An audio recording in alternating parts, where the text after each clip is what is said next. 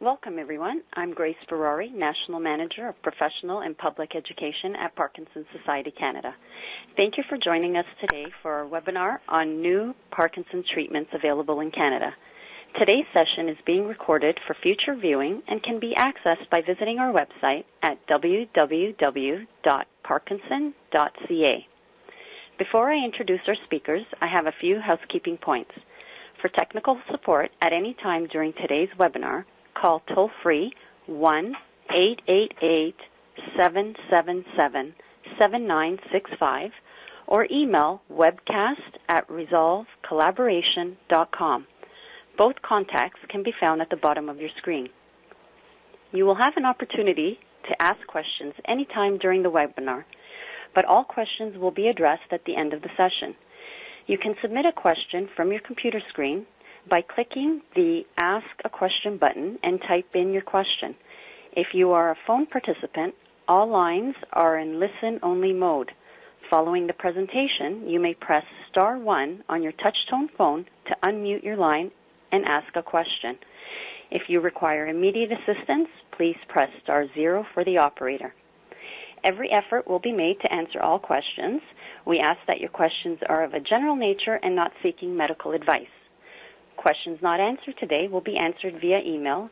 We'd like to acknowledge that this webinar is made possible through unrestricted education grants from UCB Canada and AbbVie. Today's webinar will be presented by Dr. David Grimes, Associate Professor at the University of Ottawa and Associate Scientist at the Ottawa Hospital Research Institute, and Dr. Anthony Lang, Professor and Director, Department of Medicine, Division of Neurology at the University of Toronto. Dr. Grimes and Dr. Lang are the experts that led the clinical trials on Nupro and Duodopa. And now I'd like to provide a brief introduction to our first presenter. Dr. David Grimes is an Associate Professor at the University of Ottawa and Associate Scientist at the Ottawa Hospital Research Institute. Dr. Grimes is the Director of the Parkinson's Disease and Movement Disorder Clinic at Ottawa Hospital and is recognized as a national expert in movement disorders, having been the project leader and editor of the Canadian Guidelines on Parkinson's Disease published in 2012. He has authored more than 60 peer-reviewed publications on movement disorders, book chapters, and 2 books dedicated to the treatment and care of individuals with Parkinson's disease. We are delighted that he will be sharing his knowledge and insights with us today. Dr. Grimes, please go ahead. Well, thank you. Welcome, everyone. So I'm in charge of just giving you a brief overview of what this new Pro Patch is all about. And so I think to start, when you look at what is the cause of Parkinson's disease, we still don't have it all figured out yet. There's lots of work being done to try to figure it out, but at this point there are no cures, and right now we have no treatments that affect the progression. And so we really still are looking at treatments that have an effect on improving symptoms. And so when you look at the list of treatment options that are available, there's many different choices. And if you look at our Canadian guidelines, we really look at the 3 main choices in the early treatment of Parkinson's are rasagiline or Azilect, the levodopa preparations, and dopamine agonists. In Canada, we've really only had 3 dopamine agonists over the last few years, although we're really not using bromocriptine, as it's a very old one and it has special side effects that the newer ones don't. And then we're here today to talk about Rotigotine, or the new Pro Patch. As mentioned, just to highlight that our Canadian guidelines came out in 2012, and we're looking at starting to revamp them, and hopefully we'll have those out in the next little while. So when you look at what do we have in terms of the gold standard for treating Parkinson's, it does remain levodopa. So if you look at this slide, the left-hand side of the slide shows the projections from down deep in the brain coming up with dopamine signaling and pathways that supply the deeper structures of the brain with dopamine. And if you look at the right side, people with Parkinson's disease, they're losing these projections. And our current treatment options really are looking at replacing this loss of dopamine, and the mainstay being levodopa. I think, as most people realize, there are a lot of problems, though, still with using levodopa, and unfortunately, over time, this great effect that you initially have with it does wear off, and so the duration of effect shortens from potentially 6 or 8 or unrecognizable amount of duration of effect to, 3 or even 2 hours of effect with each dose that you take.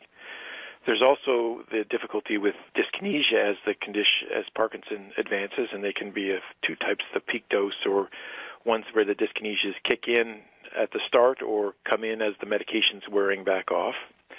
It's important to remember that levodopa doesn't treat all of the symptoms of Parkinson's, and balance being one of those things that levodopa won't help.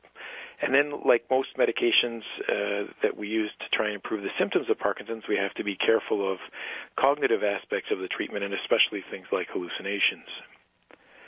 So how common do these things happen? Unfortunately, they are quite common. So on average, about 10% of patients per year will develop these motor fluctuations and dyskinesias. So they are a big issue. To take a little bit of a step back, so if we're talking about dopamine agonists, how do they really work?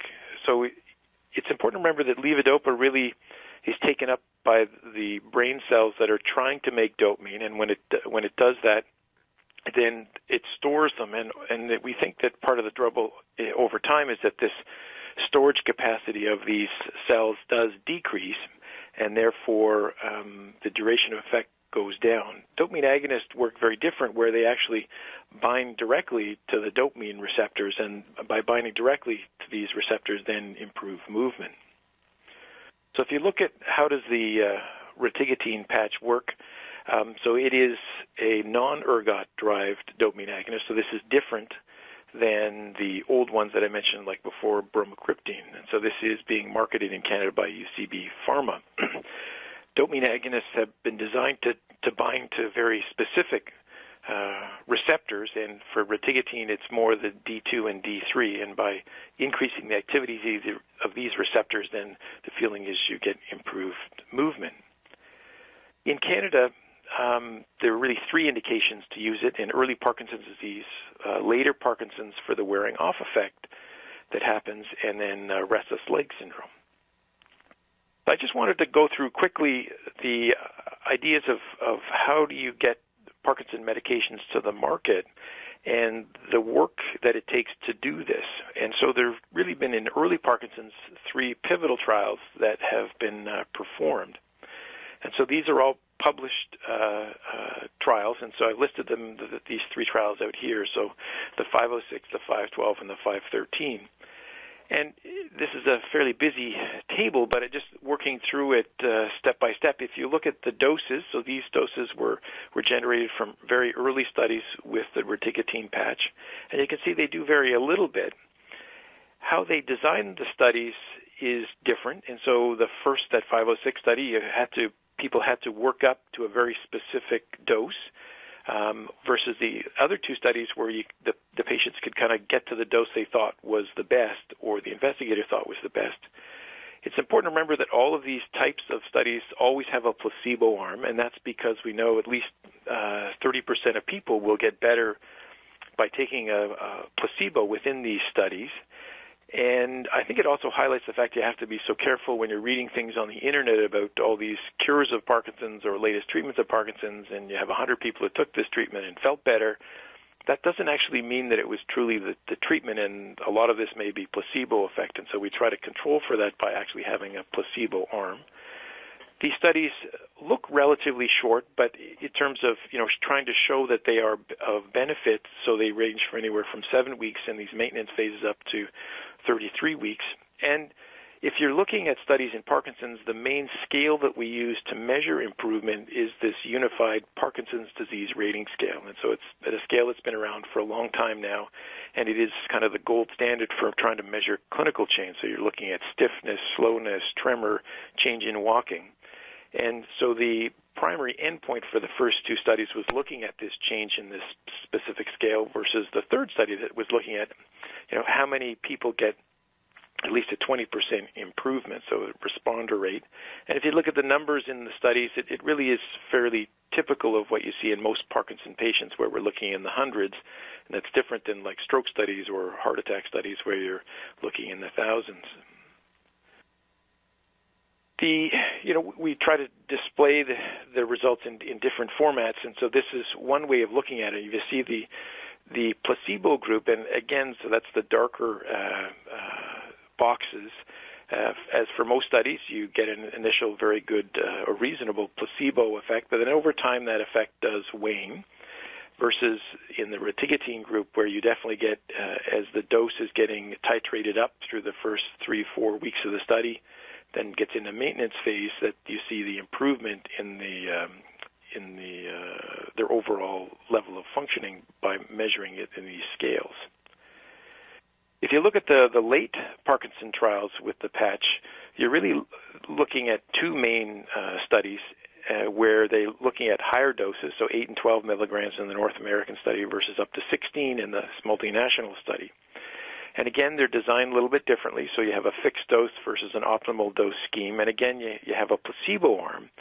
In the multinational trial, they also compared it. It was an active comparator to pramipexole, one of the other dopamine agonists. Again, relatively short studies, but certainly long enough to answer the question. And this time, what you're measuring is diary off time. And again, this is pretty standard for clinical trials trying to measure improvement in off time, where the patients have to fill out a diary usually for 3 days before they come back in for a study visit, in terms of recording each half an hour how much they're on or off or asleep. And so this is the way we do these more advanced studies. And again, similar kinds of patient numbers.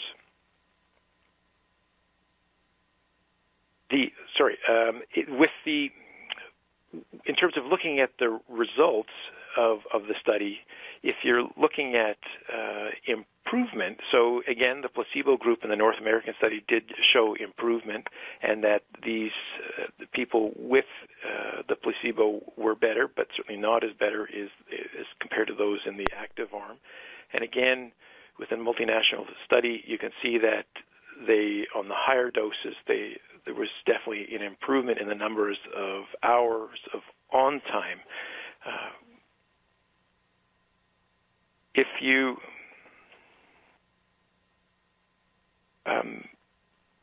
you compare that to what has been published for the treatment options for people with later disease, that the dopamine agonists seem to have a slightly better amount of improved on time, but you can see that the numbers, the 1.6 hours of on time, is very comparable to what you see in the Rotigotine study for wearing off, and also they seem to do a little bit better than the COMT inhibitors like COMT10 or the MAOB inhibitors like rasagiline.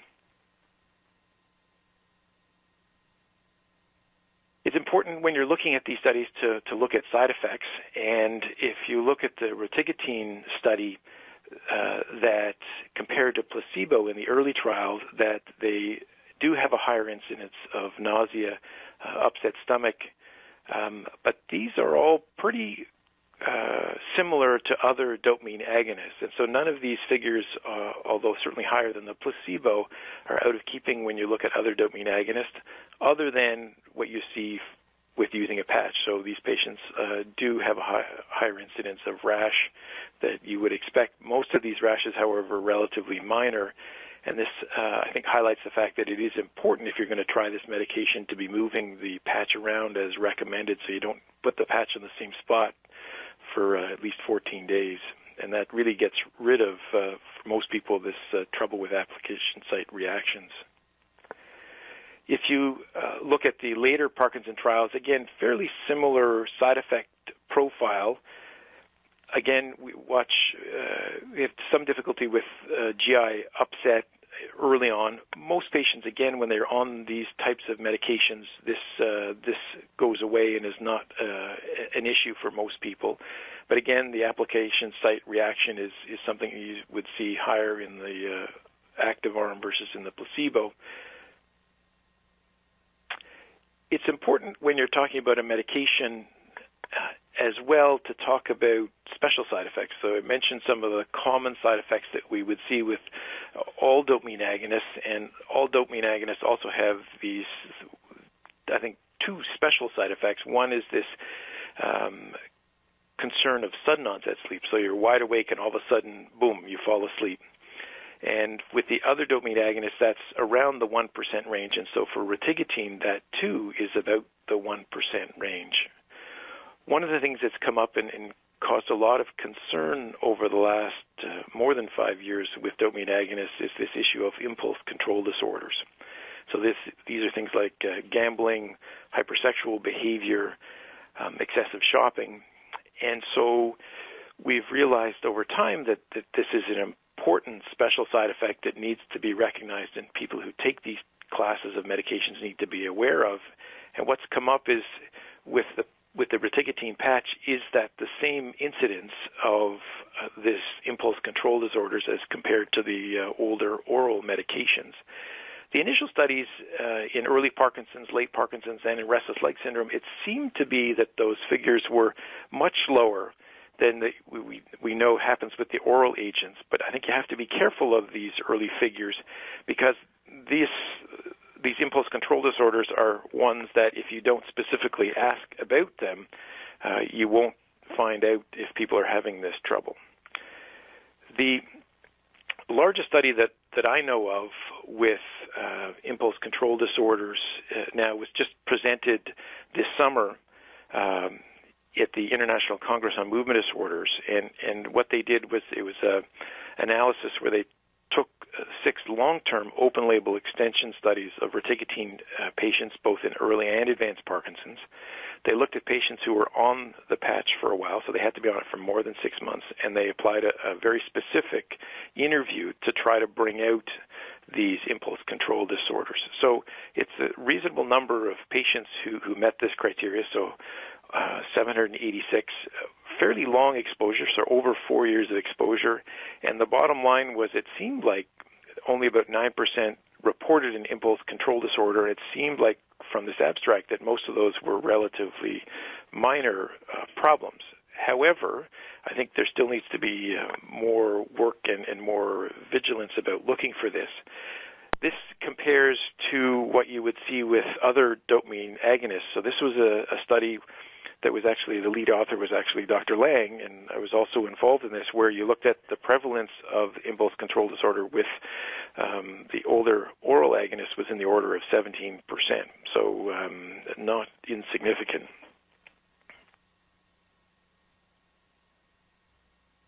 So if you look at the overall results are for the Rotigotine patch, what you can see is that it has a similar effects in both early and later Parkinson's compared to the other dopamine agonists. The side effect profile looks very similar except for the rash, and I think this question of impulse control disorders is still there, and whether it actually might have a lower incidence of it compared to the other dopamine agonists. If you think about it being a patch and it being on for 24 hours, might there be a long-term benefit through the night and into the early morning? There was a study that was published now 3 years ago called the Recover Study, and they looked at both early patients and fluctuating patients and tried to sort out whether there was, if you added the patch, whether there was an early morning benefit to it. So again, reasonable number of patients, again, used this standardized rating scale and done first thing in the morning on these patients. Patients could be on other treatments except other dopamine agonists, and you could measure an improvement in their overall stiffness, slowness, or tremor compared to placebo groups. So maybe there's something there in terms of it having an advantage in the overnight population.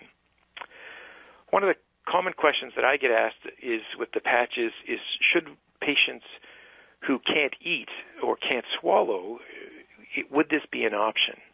And I must say, in my own experience, these are often people who are very sick, often have a lot of other things going on, and so I would be very cautious about considering adding a new medication in this situation. So I think for most patients who are suddenly can't swallow or suddenly are in trouble from other medical complications, post-op period and stuff, I think trying to use this patch, I think, would get too complicated and something you'd have careful of. How about one of the things that come up is if you're already on a dopamine agonist, what about switching to the patch? And the sort of rough guidelines are if you're on ropinirole, it's a 1-to-1 switch, so it's fairly straightforward. If you're on the pramipexole, the guesstimate range is anywhere from sort of 4 to 5 to 1 ratio of the patch compared to the pramipexole. One of the questions that comes up is, how do you do the switch? And for people on lower doses of, seemingly going to need lower doses of the patch, then the best method is probably just doing it straight overnight. If you're on higher doses of the patch, then you probably should do it in a couple of stages, and I've been doing it this way, and it seems to work quite well. Just quickly, in terms of the dosing between early and late is different. So the patches, when you're using them for early Parkinson's, you do start off at a lower 2 milligram patch, and you can increase by 2 milligrams per week, where the maximum dose is recommended to be 8 milligrams. In advanced Parkinson's, you can go up to 16 milligrams, and you can start at a higher dose. And then as for the oral dopamine agonists for restless legs, you can get away with much lower doses of need for trying to help restless legs, and so a 1 milligram patch is often enough. A couple points to finish on. Just remember that the patch does have aluminum in it, so you are supposed to take it off if you're going to have an MRI for any reason. It's important to remember that this patch is sort of heat activated, and so you need to really use the palm of your hand and hold down for 30 seconds so that it sticks. Once it starts to lift, they tend not to stick that well, so you really need to make sure you hold it on there to get a good firm adhesive right from the start. And again, it's not recommended that you cut the patch. So just to finish off, I'd just like to say that we do, as the Canadian Movement Disorder Group, have a website out there that has lots of information, including links to the Parkinson's Society Canada, as well as links to our guidelines. And so I'll stop there. Thank you. Thank you, Dr. Grimes. You've given us some thoughtful insights on the use of the new Pro Patch. Now I'd like to introduce you to our second presenter, Dr. Anthony Lang. Dr. Lang was awarded the Parkinson's Society Canada's Donald Cullen Lectureship Award in 2008. He is the director of the Edmund J. Safra Program in Parkinson's Disease at the University Health Network in the University of Toronto, and the director of the Movement Disorder Center at the Krembil Neuroscience Center. In 2011, he was recognized as the most highly cited Parkinson's researcher in the world for the past decade, publishing more than 500 peer-reviewed papers. Dr. Lang has also received the Order of Canada for his work in Parkinson's disease. Dr. Lang, over to you. So I've been tasked with introducing you to a very novel and new to Canada therapy receiving Duodopa via the gastrointestinal system directly, called Duodopa. Parkinson's disease is often considered in multiple stages, and on this slide, the slide that preceded that, if we could maybe return to it.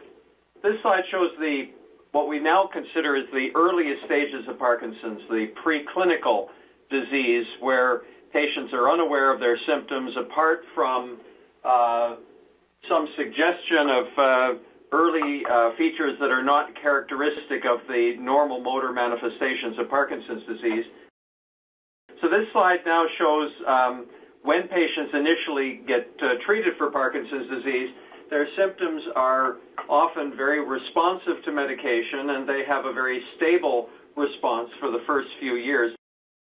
I see from the audience view you have the final version. So in advanced Parkinson's disease, we have a number of complications related to the medication, as well as features of the disease that don't respond reliably. And the form of the disease that we're trying to address with this type of therapy, next slide please. Okay, in this slide, I'm describing the various complications of levodopa therapy, and here you see a variety of problems that Dr. Grimes outlined earlier: the abnormal involuntary movements or dyskinesia, the wearing off and motor fluctuations that can be both predictable and unpredictable. Next slide. And This is an approach that some people have used to describe the various stages of response to levodopa.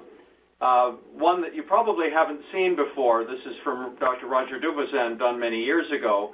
And you can see the patient initially not aware of each individual dose response. And then as the patients progress over the course of these response variations, they will move towards regular wearing off, Roman numeral 4, and then to more irregular and unpredictable or sometimes even abrupt fluctuations from on to off. Next slide, please. Now, there are many different possible causes for patients to vary from hour to hour in the fashion that causes the type of disability we would consider for duodopa. And we consider this under different categories: issues happening outside the brain, so-called peripheral causes. And for example, this would include the slowing of the stomach emptying. Your pills go from the esophagus into the stomach and then have to get to the area where the drug is absorbed in the small intestine. And if your stomach is very slow to empty, you can imagine that your response would be very unreliable and often very delayed. If you take a large amount of protein, this will interfere with stomach emptying as well as interfere with absorption of the drug. And one of the biggest problems with levodopa is that it's very short-acting.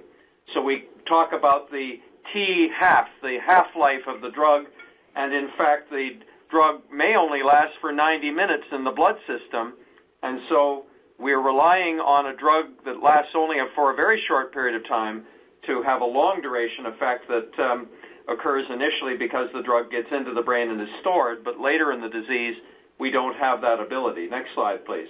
Dr. Grimes, were the studies on the Nupro patch sponsored by the drug manufacturer, or are they independent studies? As with really all of these type of drug development studies, these are all industry-sponsored. These are the ones that I showed are all the sort of the key regulatory studies. And so they are sponsored studies from the companies that were involved in the early development, and then UCB has taken over. I forget how far along the path back they go, but as with most of these, they are sponsored by industry. Okay, there's another one. At what stage would you be switching from a levodopa treatment to a dopamine agonist such as this patch? I guess it depends on why the person was started on levodopa. We often use them in combination. So if somebody's on levodopa already, it would be uncommon to stop it and then totally switch to the patch. So what we usually do is it's an add-on. And so you'll see that Dr. Lang is getting to some of the sort of the complications of these motor fluctuations that happen when you're taking levodopa, and adding the patch to levodopa is one of those things, as well as what he's going to talk about with duodopa, a different way to give levodopa. So it's usually an add-on in that situation, or you can use it, as I tried to show, in early Parkinson's on its own. Okay, so I guess that's the same as the question that we just received. Is this patch used in conjunction with the levodopa Sinemet also, or are the studies presented from Canadian patients? Yes, so we were involved in some of the early. There was a few Canadian centers that were involved in some of the early studies with the patch, and so so there certainly have been. Actually, I have had patients on the patch for almost 10 years before it came to the Canadian market.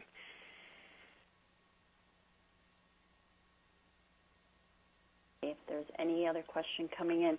There are two that you spoke of initially. We've got one caller that wants to know what is dyskinesia and restless leg syndrome. So dyskinesia is the sort of rocky, squirming kind of movement that we see in people who have had Parkinson's for a little while. And so most commonly they happen when the levodopa is at the peak of your in your bloodstream, and it seems to generate these extra involuntary movements. So it makes somebody kind of look just restless. That's different than the restless leg syndrome, which is actually very, very common in the population. And it's really just a feeling that you want to move your legs. And this most commonly happens when you're sitting still, doing nothing, trying to go to sleep, sitting on a plane or a long car ride, and you have this sensation that you want to move your legs. Thank you, Dr. Grimes. Go ahead. So as I was saying, the reason that people fluctuate from the mobile state to the more immobile state, the on to the off state, can occur on the basis of causes outside the brain, the peripheral causes that I outlined. Central causes may occur as well, and these relate to the way the brain responds to the stimulus from the dopamine or the dopamine agonists. And so there may be changes in the receptors, or the way we stimulate those receptors can influence the type of responses patients have. So in advanced Parkinson's disease, when we're dealing with treatments that are designed to improve your response to levodopa, you're really stuck with the types of symptoms that we know benefit from levodopa. And so this slide points out that it's the variability in motor response when patients go from on to off, and sometimes unpredictably, sometimes frequently. Sometimes they have what we call non-motor symptoms at the same time, but all of these symptoms still respond very well to levodopa. That's the kind of individual and that's the kind of problem that would be more prone to respond to a treatment like Duodopa that I'm going to talk about. This slide just outlines the medical management of motor fluctuations, and Dr. Grimes discussed one of them, the Rotigotine, but there are many others, and he mentioned some of them. And the rest of our talk is now going to be on infusion therapies, particularly Duodopa. This is a slide that tells us about the results of one particular kind of infusion treatment that was available, has been available particularly in the United Kingdom and in Europe for many years. It's called apomorphine. This can be given by pump. A small needle is inserted under the skin, so it's called a subcutaneous type of treatment, and the pump infuses this apomorphine. This isn't morphine. It's another drug very similar to Rotigotine, a dopamine agonist.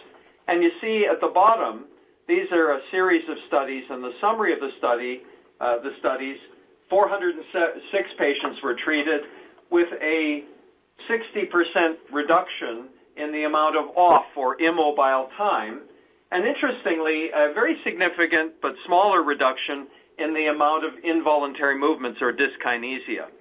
So a way of giving treatment on a continuous basis has a major impact on the amount of time patients spend fluctuating. Another dopamine agonist that's been used in the same way, subcutaneously, is a drug called Lisuride. And this is a study that compared the results of Lisuride to the results of levodopa in the same patients. And you can see the fine gray line falling down, showing a marked reduction in the number of off hours that patients were spending compared to staying on levodopa. And what was particularly interesting in this and other studies is the reduction in the dyskinesias that patients experience as well. So it seems that if you give a drug on a more continuous basis, pumped along in a steady state, you not only improve the number of hours the patient is spending off, but you also reduce the abnormal involuntary movements. This is the way we give Duodopa. It's an intestinal infusion, and you see in this diagram, the arrow is pointing to the cassette that contains the gel form of levodopa, and that is concentrated in a 20 milligram per mil formulation. So for every mil of the gel, every milliliter of the gel or cc of the gel, we have 20 milligrams of levodopa and 5 milligrams of carbidopa, and that's contained in the cassette that sits below the pump. And you see here, this is the arrow is now pointing to the pump that is now infusing the gel levodopa via the tube that you see connected to it, and that tube goes through what's called a stoma, a hole that's made between the abdominal wall and the stomach below that, and the tubing then goes through the stoma, through the stomach, and into the duodenum, or the small intestine. So we now have a pump that is infusing levodopa and carbidopa on a continuous basis down into the duodenum where the drug is absorbed. And so if we think about this slide that I've shown you already, what we're addressing now is this delayed gastric emptying, because the infusion goes through the stomach directly into the duodenum. It addresses the short action of levodopa because we're now giving it on a continuous basis, and it addresses one of the central problems, this pulsation on an intermittent basis. Because of the short-acting nature of levodopa, it addresses that problem as well. So we're giving levodopa on a continuous basis directly into the duodenum. This is a complicated slide, and so I'm going to break it down for you from a study that was published just this last year in the New England Journal of Medicine that will, I think, be probably the most important study to making this drug more widely available in North America. And this study evaluated the best outcomes with the Duodopa, or LCIG. The other name for it is levodopa carbidopa intestinal gel, LCIG. This compares LCIG or Duodopa to the regular way patients were being treated. Let's look at the top part of the slide that shows the number of hours the patient is on, and the full green line compared to the hatched green line is the Duodopa compared to regular treatment. And so you see the full green line goes above, significantly above, the hatched green line. So there's a significant difference between the amount of time this patient spends in the on state. The red part is sort of the mirror image of that. This is the amount of time the patient spends in the off state, and so the solid red line shows a marked reduction in the off state compared to the hatched red line, which is the standard treatment. And then in the middle is the amount of time this patient has troublesome abnormal involuntary movements, or dyskinesia, and importantly, there is no increase in the amount of time in this short study, the amount of time this patient spends in the troublesome dyskinesia state. This is what's called an open label. That was a double-blind, placebo-controlled treatment study. This is another study that hasn't yet been published, looking at a larger open-label study, and you now see, very similarly, the green line going up, showing a major improvement in the amount of on time, the red line going down, showing the reduction in off hours, and the blue line showing no worsening of troublesome dyskinesia. Now, this is a surgical treatment. This is not like deep brain stimulation. We're not operating on the brain, but it still requires an abdominal surgical procedure, and there can be complications from this. And you see in this slide the occurrence of the complications. Let's break this one down as well.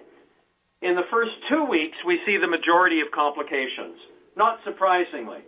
And these occur related to the fact that we're doing a small surgical procedure, we're making a hole between the abdominal wall and the stomach, and we're placing tubing in. So patients can have abdominal pain, they can have infections, they can have nausea, they can have gastrointestinal symptoms that occur largely in the first couple of weeks and then fall away. And over the course of the longer-term follow-up, you see sort of a grumbling number of side effects that occur, but there isn't a major rise in the frequency of side effects over the course of the long-term follow-up. So most of the major complications occur secondary to the procedure, and they occur early in the course of treatment. Now let's look at what's happened in Canada since Duodopa has been made available. It's now approved in Canada. Its cost is listed there, $166 per day, or just over $60,000 a year. Coverage is available through some of the health plans in Canada now, and that is increasing over time. It's estimated that about 75% of private insurance coverers will be covering this treatment, and reimbursement is available on an individual identified patient basis. You see here a map of Canada showing that we now, as of October of this year, have 17 patients treated that are covered, 10 of them through public insurance and 7 of them through private insurance, and the various different ways that treatment can be made available in the different provinces. Let's look at the criteria that we have to apply in Ontario for the utilization of Duodopa. This lists in the red box the mandatory criteria. At least 25% of the waking day the patient has to experience in that more disabled, immobile, off state. The patient has to have significant disability during that time and has been seen by a movement disorder specialist and confirmed that.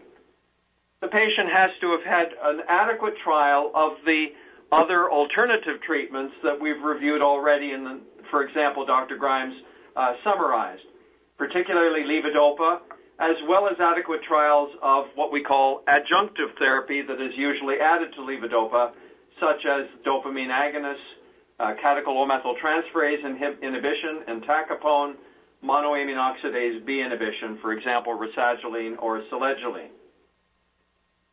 In addition to these absolute criteria, the patient needs to be seen and evaluated by a movement disorder specialist, and this treatment will be made available through the various centers that are listed at the bottom of this slide, underlined, in Ottawa, London, our center at Toronto Western Hospital, Baycrest in Toronto, Kingston, and in Hamilton. I'm expanding on the same slide to emphasize, in addition to the mandatory inclusion criteria, we have some exclusion criteria as well. And patients can't have, for example, undergone previous abdominal surgery with lots of scarring in their abdomen that would make it dangerous to do the percutaneous endoscopy and stoma formation to put the tube in. In addition, we can't have patients that are actively undergoing hallucinations, paranoia, psychosis that can be sometimes a problem in Parkinson's disease, nor can we have a patient that's very demented, because managing the tubing and the stoma can be very complicated, and we can't have patients pulling at the tubing and causing the risk of infection and dislodging of the tubing.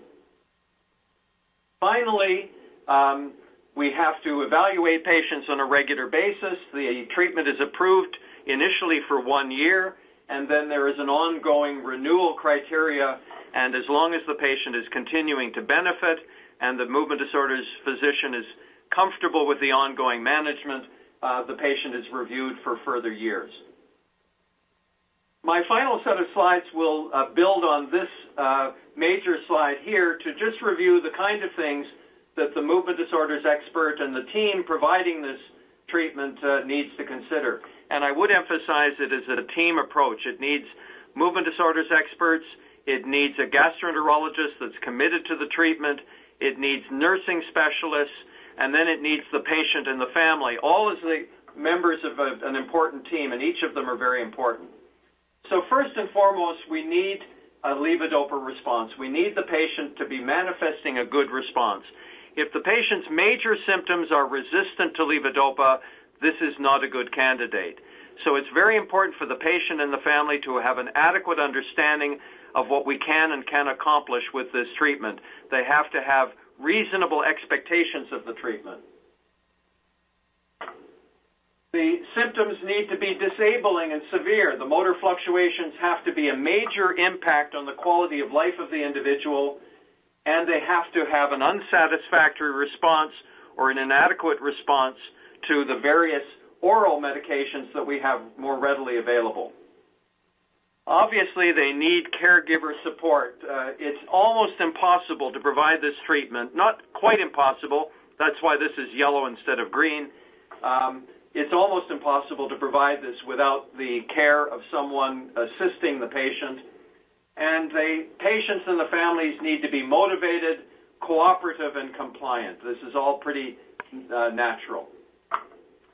Generally, we feel that before we start thinking about this form of treatment, the patient needs to be requiring levodopa on a multiple time basis every day. So at least 6 doses a day is generally felt to be most appropriate. If you're only taking 3 or 4 doses of levodopa and you're fluctuating, it's pretty easy to increase the number of doses and provide benefit.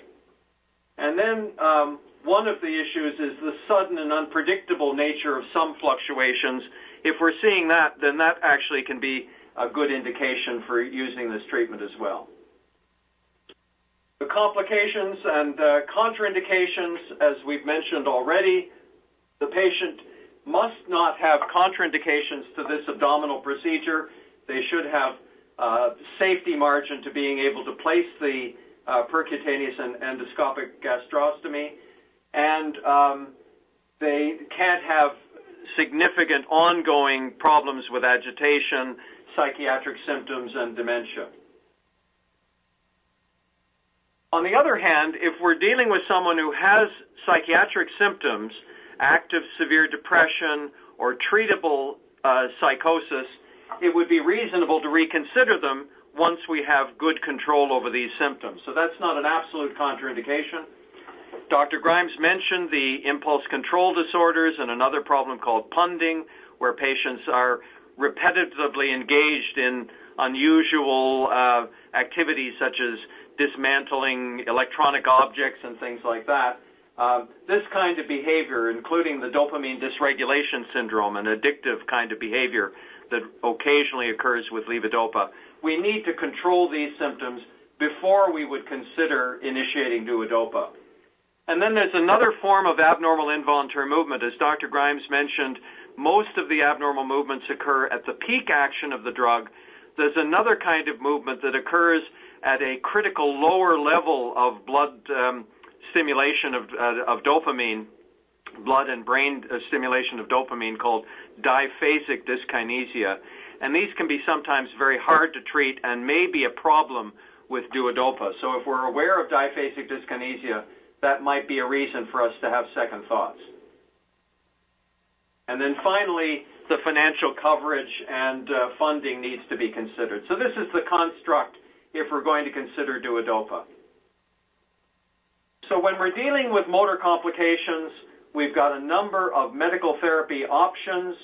We have to think about the complications of these, for example, aggravating abnormal involuntary movements or aggravating psychiatric symptoms.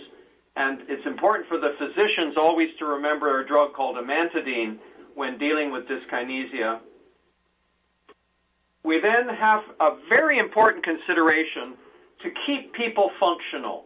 If someone is employed or if someone is still actively engaged in helping their family and managing child care and all the rest in Parkinson's disease, we need to consider the importance of keeping them functional and avoiding a state of invalidism. And that's when we're always thinking about the use of these advanced therapies, which nowadays include duodopa, but also deep brain stimulation. We're not talking about deep brain stimulation today, but surgery is an important consideration when we're considering the need for advanced therapies and the motor fluctuations.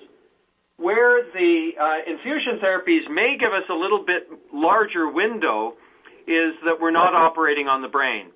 And so in the elderly or patients with mild dementia or mild cognitive disturbances, we know that deep brain stimulation may accentuate or aggravate these problems considerably, whereas we may be able to use duodopa more successfully and safely. And so I think most of us are thinking we have a broader or wider therapeutic window in using duodopa than we might with deep brain stimulation. And so I'll stop at that point, and we can entertain any further questions. Thank you, Dr. Lang. You've given us some thoughtful insights and useful information on duodopa. There were several questions that came in regarding how can patients with Parkinson's or their caregivers take this information to talk to their doctors about the various treatments that you discussed. Well, I think it's likely that some of this information is available through the Parkinson's Society Canada in terms of therapeutic options, making the doctors aware of the movement disorder Parkinson's treatment guidelines that Dr. Grimes has mentioned is also very important, although, as he's mentioned, they will be needing some updating with the availability of Duodopa.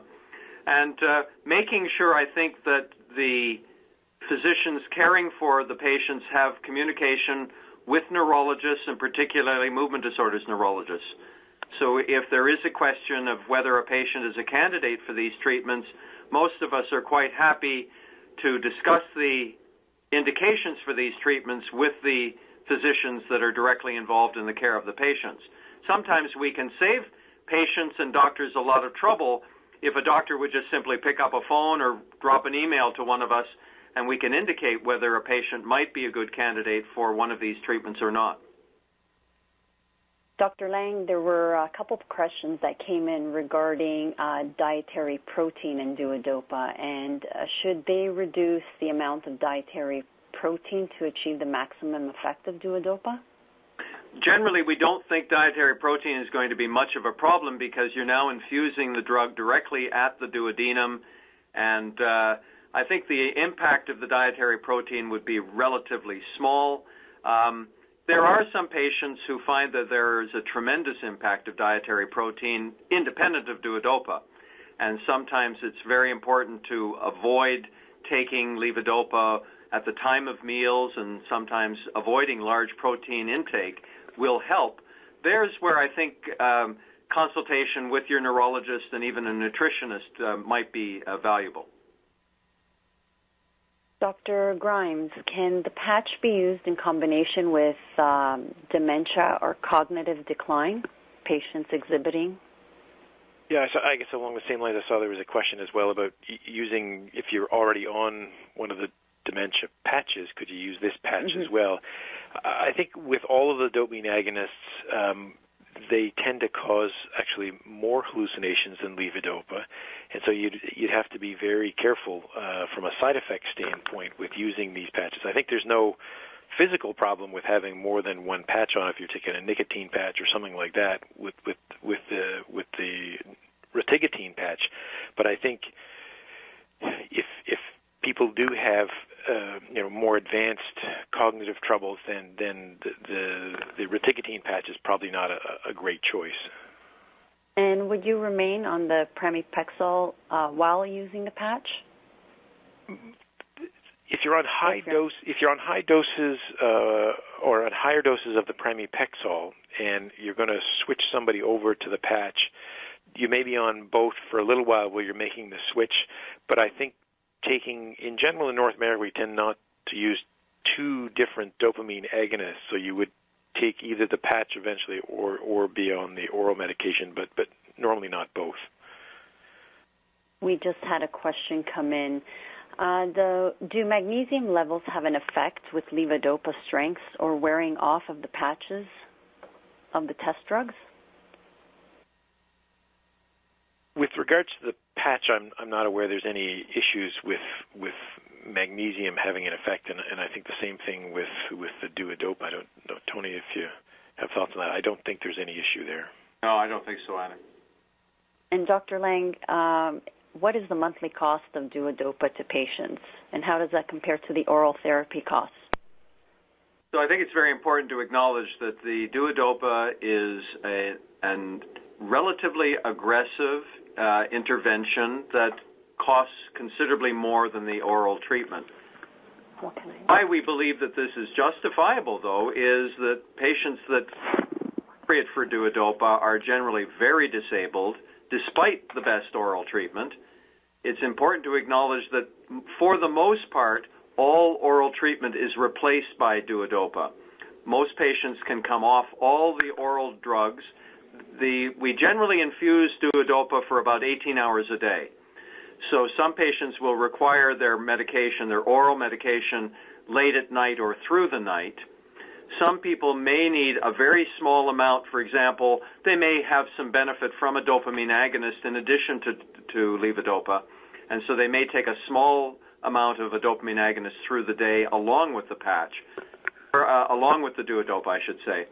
But on the whole, the oral medication is largely replaced by Duodopa. So there is a major convenience there as well, These are people who have often been taking oral medication every couple of hours, who are now just setting up the infusion at the beginning of the day and not having to worry about their pills or their oral medication at all until late at night. This is great information. I want to remind everyone that this webinar will be archived on our website at www.parkinson.ca. I want to thank Dr. Grimes and Dr. Lang. On behalf of Parkinson's Society Canada, I want to thank everyone for participating in today's webinar. And for more information on our upcoming webinars, you can visit www.parkinson.ca. And if you have any questions after our session ends today, feel free to contact us by email at education@parkinson.ca, and we'll have your questions answered. This ends our presentation, and have a good day, everyone.